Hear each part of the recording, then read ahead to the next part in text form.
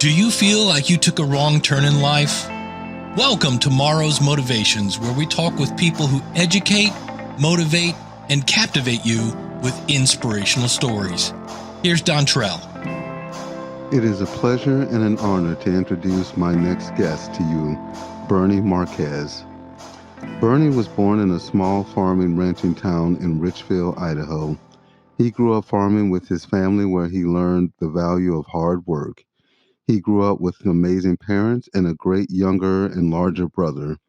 They were inseparable Berny's senior year of high school.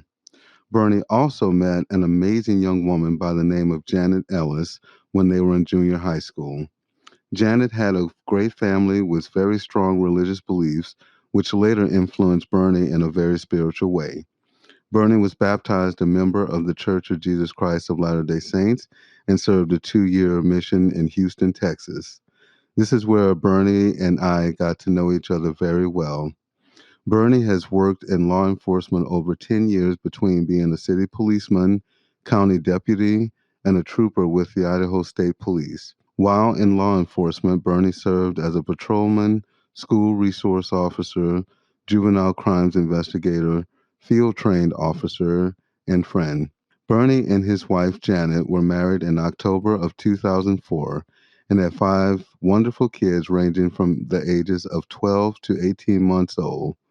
Berny attended college at Brigham Young University, Idaho College of Southern Idaho, and Idaho State University. He earned associate's degrees in applied science and law enforcement and a bachelor's degree in human resource training and development. Berny currently works with his wife in network marketing along with farming and owning a trucking company. He attributes his success in his life to business and to faith and family.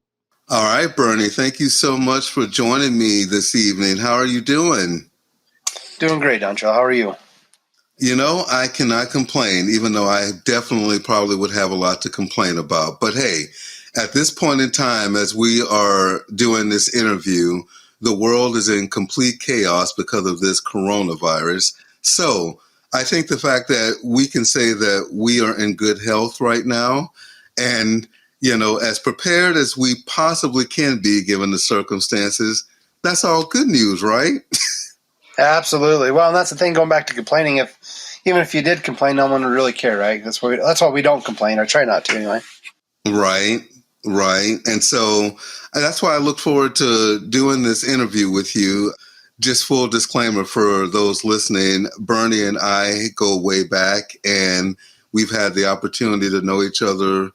I think it's almost been at least 17, 18 years now. See, it would have been, or 15. I came in, 15 years actually, because it was 2005. That's right, since 2005, 15 years. You know, after year 10, it starts to blur together and you just can't really remember with everything going on. But yes, 15 years. And in that time, you know, we've had the opportunity to see just where life has taken each of us. And you have had a very unique journey. And that's the one thing I am excited to have you talk about and to explore tonight with our listeners. So I guess, number one, for yourself, like, what do you think has been the driving force behind you having such success in your career? Oh, man, that's a really powerful. That's a good question. I would have to say, so I've kind of transitioned over doing a few different things throughout my life, but I'd say the last thing would have to be freedom. I truly enjoy freedom. Obviously, I still put a lot of hours in what we're doing currently, but then before went to the self-employment and business owner side, but still did a lot of hours. But now I'm doing a lot more hours. I do a lot of hours. However, I can kind of pick and choose a little bit, have a little more breaks and family time. So to answer your question in one word, I would say time freedom. Time freedom. And yes, you know, I think right now that is becoming something that we can all focus on, you know, being able to have at least, you know, in the daily routine being interrupted by this chaos going on right now, having more time with the family just as a whole, being able to have to spend more time together is a good thing. And hopefully, you know, that'll start like resonating with people that they can at least take this opportunity to enjoy that. Obviously, once other needs are met and taken care of. And so having the best of both worlds, I guess, and in that situation with you yourself, I know that people look at success to be, like you said, having time freedom or, having a lot of personal income in the bank. How do you personally define success for yourself? Oh, let's see. Something I thought about 3 weeks ago is the three F's: faith, family, finances. I know I've already talked about freedom as well, but those are the three things that really, I think, if you can have all three and have moderation, all three, then really that has helped me to define success. And it's a constant battle. Obviously, if we put too much focus in finances, not enough in faith and family, then it becomes, that's not a stable foundation. And so then it starts to teeter one way or another. As I have personally worked on having, my religious beliefs in check, my financial beliefs in check, and my family, and spending an adequate time in each, then that's what's helped me to refocus my efforts so I'm not all one-sided or lopsided, I guess. Mm-hmm. No, and that's great. And I know that being able to have that balance is very crucial, especially in maintaining just your focus.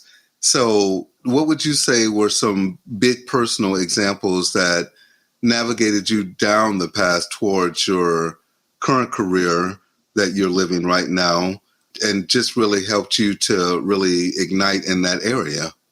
Oh, I just have to say, people-wise, the first person that comes to mind would have been President Lake. He was the mission president in the mission where I served for my church. Mm-hmm. And he was just really good about making sure, for example, one of the big things that he told us to do anytime we went into a meeting is always have an agenda.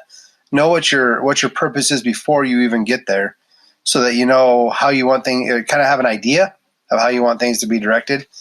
So that was good in helping me with in our personal business and what my wife and I are working together in, what I do separately. But I would say President or Mike Lake. Mm-hmm.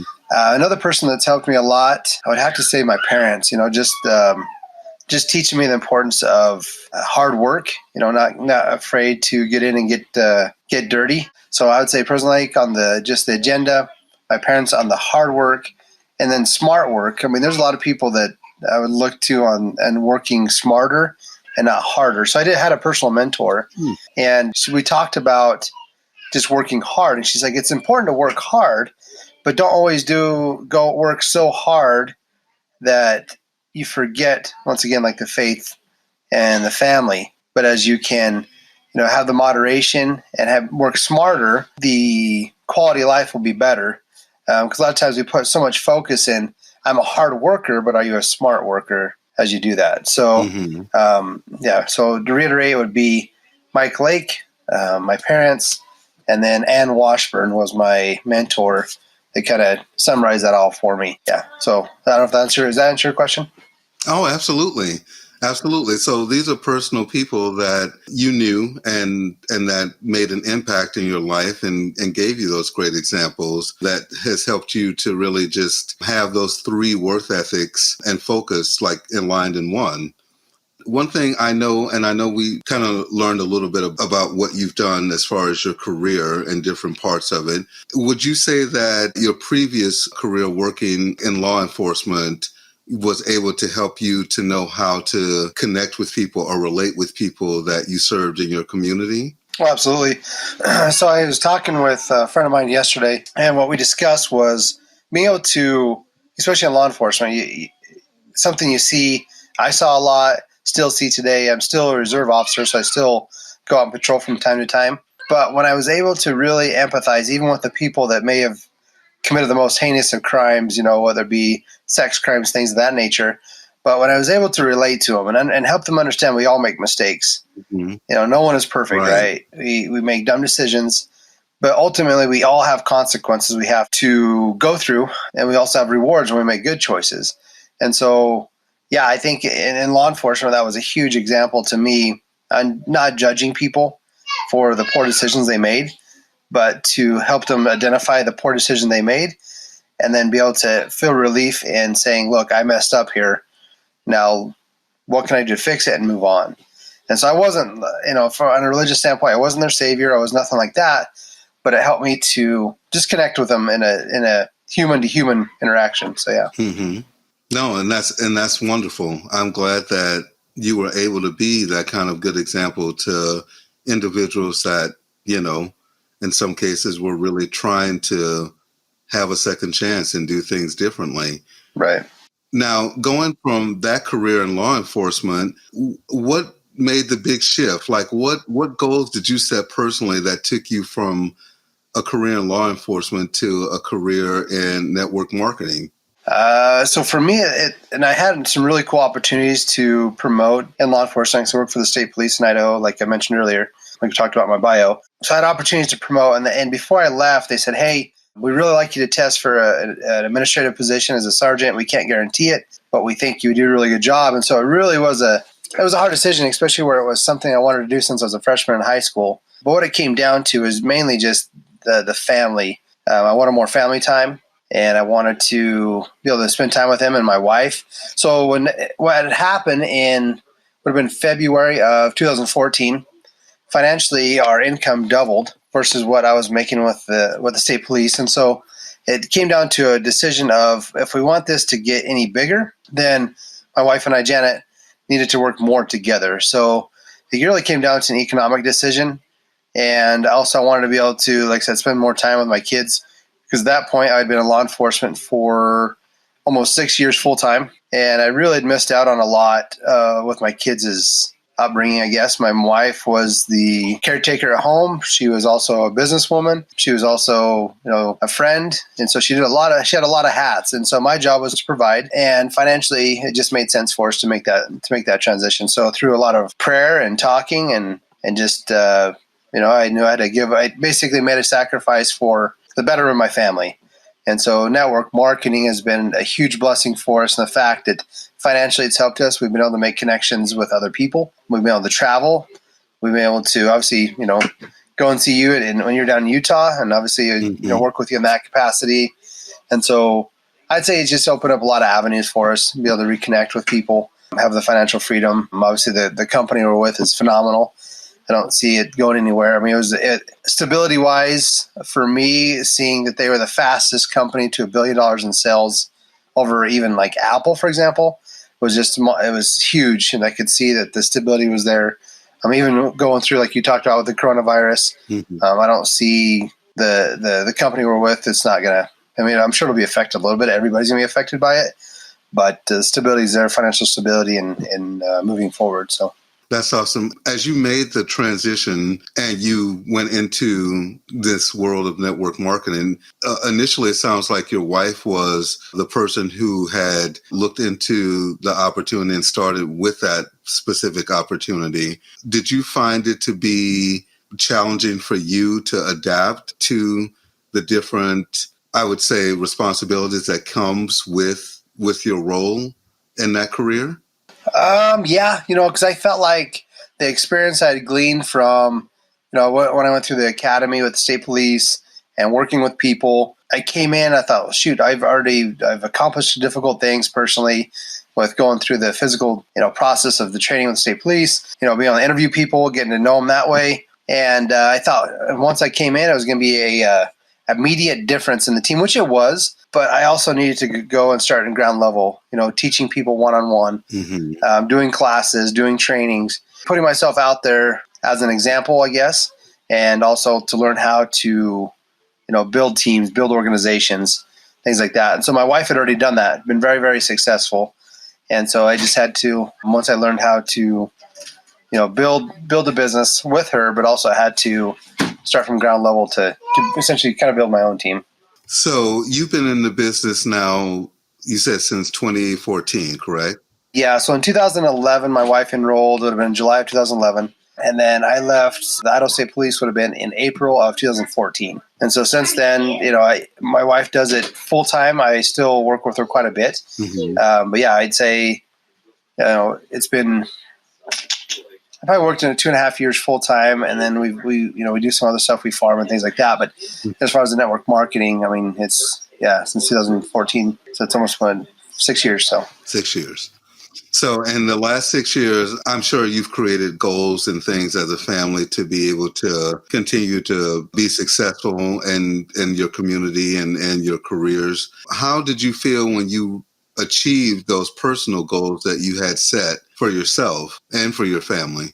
That's an area that I'm always working on improving. So an area that I set goals for myself, but I don't learn to celebrate. And so I'm working on being more effective in celebrating my achievements and with my family. And so the times when we're able to set a goal, talk as a family, work together, we pray together, we talk about it, then we set it, like, for example, we're going to go to Disneyland. That was one thing that we talked about when we reached the Rink of Diamond, is that we take our family and go to Disneyland, which we did. And it was phenomenal. We went down and spent 3 days, and then we went to the beach and we hung out. And so it's been good to not only set and achieve goals, but to do it as a family and to teach my kids the importance of that and just the small daily goals along with the big goals. So being able to, again, enjoy that freedom and that time that's, really precious that you only have a once in a lifetime opportunity to have with your family. Right. And I'd say along with the freedom is also personal development. That's been huge. I had a good friend of mine that him and I talked about just personal development and overcoming difficulties and things of that nature. And there's certain things we have to accomplish in this life, and whether we can choose to, and certain obstacles, I guess, and learning opportunities, so we can prolong them and say, I don't want to overcome some certain obstacle or a mental block, things like that. I just keep putting it off. Maybe you've had feelings that you need to do certain things that are really difficult. And those things are things you're going to have to do whether you're young or when you're older. So it's important to be open-minded. And when you get those thoughts or impressions to go do something inside of your comfort zone, to go ahead and do it, because it's going to help you achieve more in life. So yeah, I'd say that's another part of the achieving the goals. Yeah. That was something I wondered, like if you met someone or if someone was in a similar situation where they wanted to have that time and really be able to have that freedom to go out and do things, regardless of what the opportunity was, whatever spoke to the individual. It sounds like that's what you would tell them, just take that opportunity, like let yourself stretch and allow yourself to grow, even if you are uncomfortable at first, but that it'll naturally, you'll find yourself in that rhythm of learning and experiencing. Right. Absolutely. That's so cool. So I can tell, and I know that obviously you personally, and by what you're talking about this evening, that, family is one of those things that you really value and really take the responsibility of a family very seriously. So what would be a legacy that you would hope to leave your family and those in your community, those in your friend circle? What would be something that you would like to have them remember you, Berny Marquez, by at this stage in your life? The legacy that I would like my family and community to remember me by would be that I loved people, that I really enjoyed serving people in whatever capacity I could. I'm not perfect at it, but I would say service, compassion, and love. As I serve people and have compassion, like I talked about when I had that transition in law enforcement, to not judge people unrighteously, but to judge them as humans, that we're all, make mistakes, and have that compassion towards them and to love them really unconditionally. And obviously it's all work in progress. I'm not perfect at it, but I love, my legacy to be of love, service, and compassion, that I was good at it and that I was able to teach my kids to love others, and no matter who they are and their differences or their race or nationality or ethnicity or whatever, but that they love them unconditionally. So, well, that's amazing. Thank you, because I think that that's definitely important for all of us to remember, that we're all trying, we're all learning and doing the best that we can. As far as your own, life right now, you're still a young man in your 30s. What is another goal that you want to have set and want to achieve here in the very near future? Oh man, like I say, probably the one that's been on my mind the most is we want to build our dream home. We've had a goal my wife and I have been married for will be 14 years in October. And so we're obviously not getting any younger. Yeah, I'm still in my 30s, so I'm still a young guy. Mm-hmm. But I'd say that goal right now is to build our house, to see that coming about, and have my kids, they've been dreaming and talking, and we've been working together and praying together and trying to achieve that. So I guess on a material side, yeah, building my house. So. Well, brother, I'd have to say, 14 years, that's a blessing. And that's even like a major good achievement of a goal, to have that and to have that wonderful family you have. Thank you for giving me some of your time as we're talking tonight. I know it's probably closer to bedtime for those little ones I hear back there in the background. And but I want to say thank you. And I know that you will continue to do wonderful things, brother. I'm here cheering you on. Well, thanks, Don Shaw, and I'm praying and cheering you on as well. So I know that good things are going to come this year. And 2020's kind of started off a little difficult with all this Corona stuff and things like that. And obviously, I talked a little bit before the recording, but through adversities do come blessings. So, amen to that, brother. We will definitely keep looking and praying for those. Thank you for listening to Morrow's Motivational Podcast.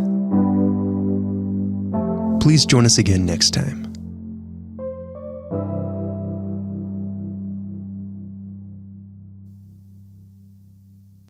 Wow, something is really different on the growler. Really different on the growler. Really different on the growler.